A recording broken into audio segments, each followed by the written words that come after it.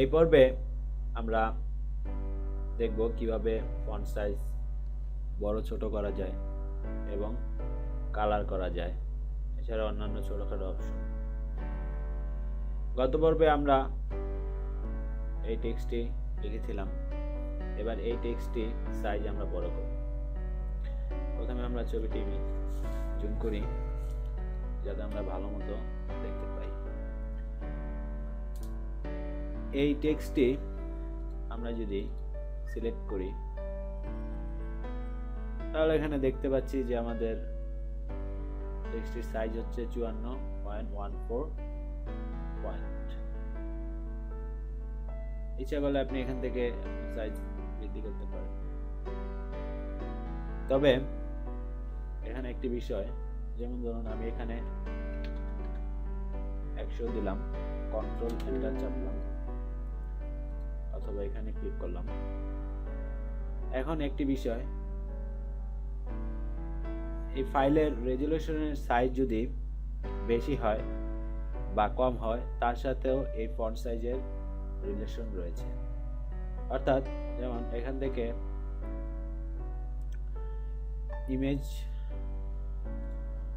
Image মেনুতে গিয়ে image size, এখান থেকে রিসেম্বল এটা অফ করে আমরা যদি এখানে রেজুলেশন 72 সিলেক্ট করে ওকে দেই,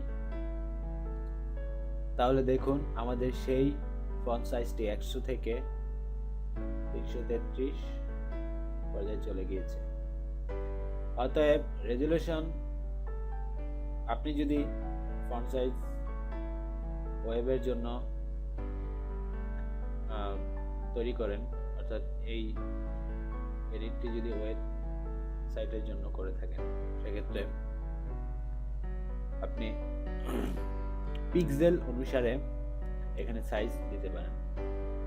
বাই ডিফল্ট এখানে পয়েন্ট পরিমাপ করা হয়, আপনি ইচ্ছে করলে পিক্সেল সিলেক্ট করে দিতে পারেন। কন্ট্রোল কে চাপুই, কন্ট্রোল কে চেপে যখন প্রিফারেন্স বক্সটি আসবে, এখান থেকে ইউনিট রুলার্স, এখান থেকে দেখুন টাইপ পয়েন্ট সিলেক্ট করা রয়েছে। আপনি এখান থেকে যদি পিক্সেল সিলেক্ট করে দেন তাহলেই আপনার প্রয়োজন মতো পিক্সেল অনুযায়ী সাইজ দিতে পারেন। তবে আমি পয়েন্ট হিসেবে রাখছি।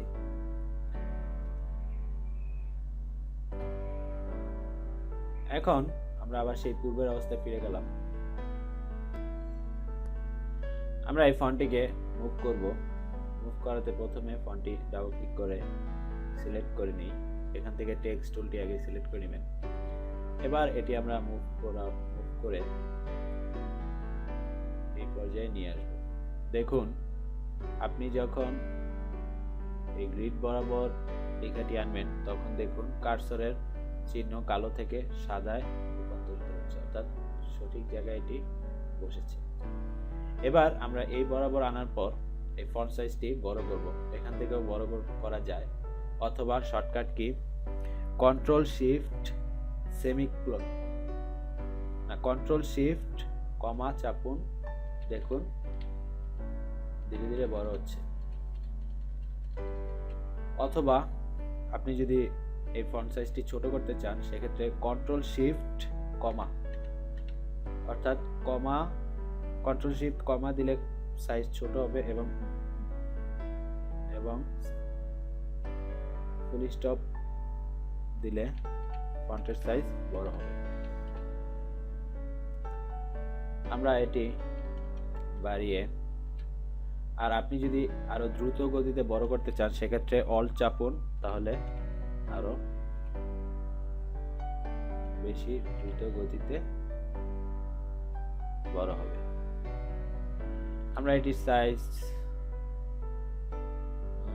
192 দেই, তারপর এন্টার বা এখান থেকে এই চিহ্নটি সিলেক্ট করি। দেখুন খুব সুন্দরভাবে 2 গ্রিড বরাবর এই লেখাটি বসেছে। এবার এই ফন্টটির কালার আমরা চেঞ্জ করব, বা এই লেখাটির কালার আমরা চেঞ্জ করব। কালার চেঞ্জ করতে এখানে দেখুন ক্লিক করার পর এরকম একটি বক্স আসবে। আমরা এখানে একটি কার্সরের মতো দেখতে পাচ্ছি। আমরা এই ঠোঁটের কালারটি এখানে ব্যবহার করব, তারপর ওকে। ব্যাস, খুব সুন্দরভাবে ফন্টের কালার চেঞ্জ হয়ে গেল। এছাড়াও আপনি আপনার নিজের ইচ্ছে মতো যেভাবে খুশি এভাবে ফন্টের কালার চেঞ্জ করতে পারেন। এবার আরেকটি বিষয় আমরা নতুন শিখব, সেটি হচ্ছে টার্নিং। দেখুন এখানে একটি আইকন রয়েছে, এটি ক্লিক করার পর এডিট করার জন্য ক্যারেক্টার প্যানেল এসেছে। আমরা এখানে যদি একটি অক্ষর লিখি এ ভি,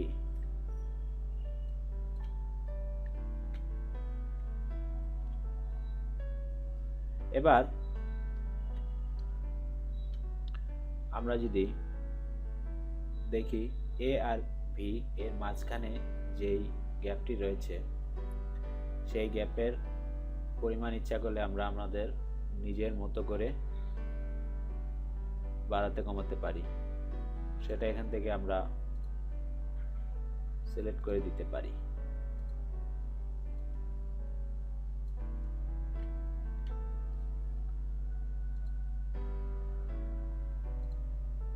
দেখুন এটি সরে যাচ্ছে। এটি আপনার প্রয়োজন মতো আপনি এই ভ্যালুটি চেঞ্জ করে নেবেন। আমরা আমাদের সেই পূর্বের অবস্থায় ফিরে যাই।